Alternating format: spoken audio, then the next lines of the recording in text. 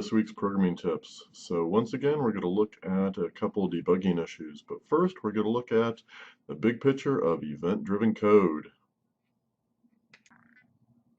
When I first started to use event-driven code, it just seemed weird. Okay, and why is that? Okay, the problem is that the control flow, i.e. the sequence of instructions that are executed, just really isn't explicit in your code. After all, the event handlers are being called by something else, okay, not your code.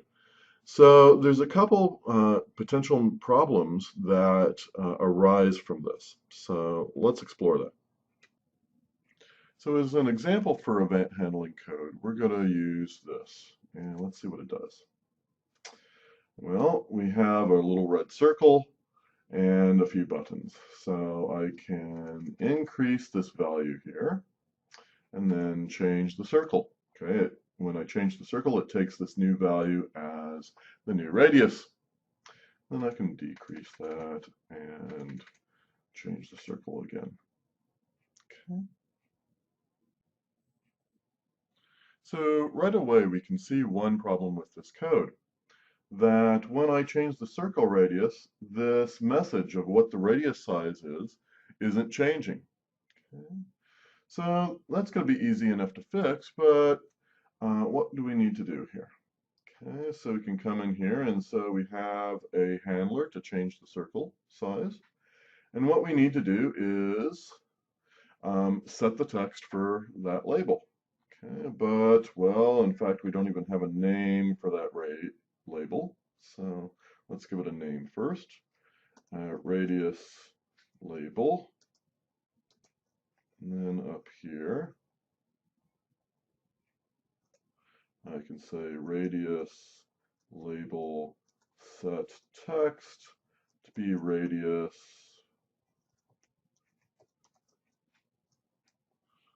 plus the string of what is the new radius value. Okay. Let's run that just to double check. Okay. Can increase that, change the circle size, and the message changes. Okay, so we fixed that problem. But what is the underlying issue? Okay, the issue is basically, since this code is in an event handler, it's very easy to just kind of forget it when you're testing and debugging, because maybe you had tested and debugged and never actually used the chain circle. You only increased and decreased, and you said, well, that works, and you forgot to test some other features. Let's continue to test our little program here.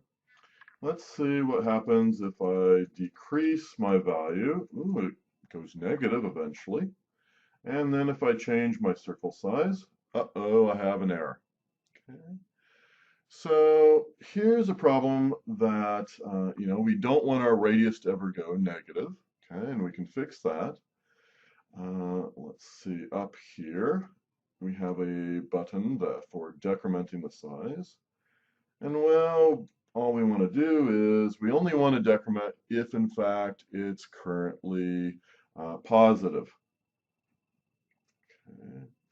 So if size is greater than 0, then we'll decrement the size and change the label here. Okay, we only need to change it if we're changing the size.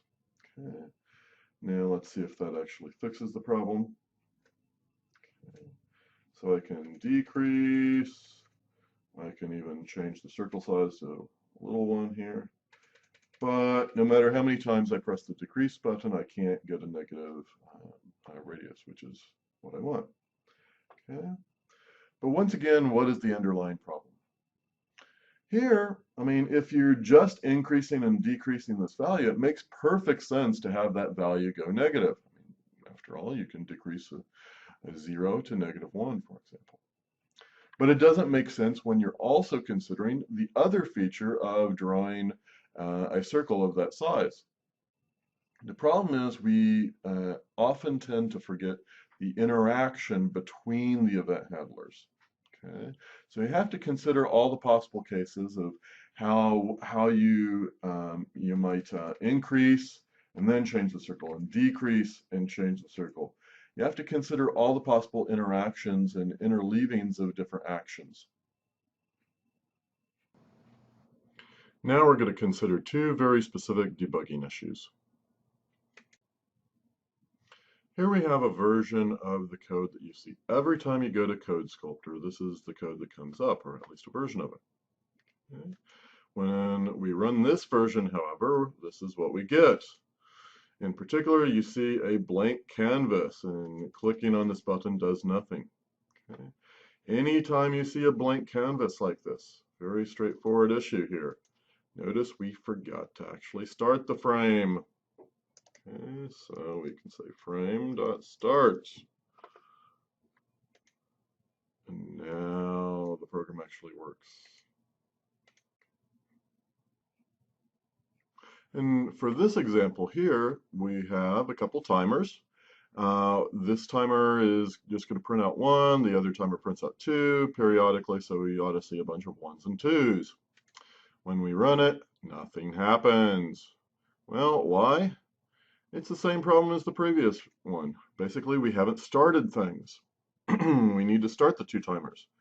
And of course, to start a timer, you need a name for it. So let's give names.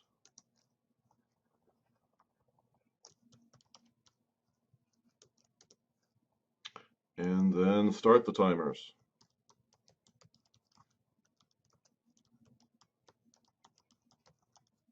And let's see if it works now. Indeed it does. It prints out a bunch of 1s and 2s. Okay. The important thing is when you have timers, basically if you don't see anything happening, check if you remembered to start the timers.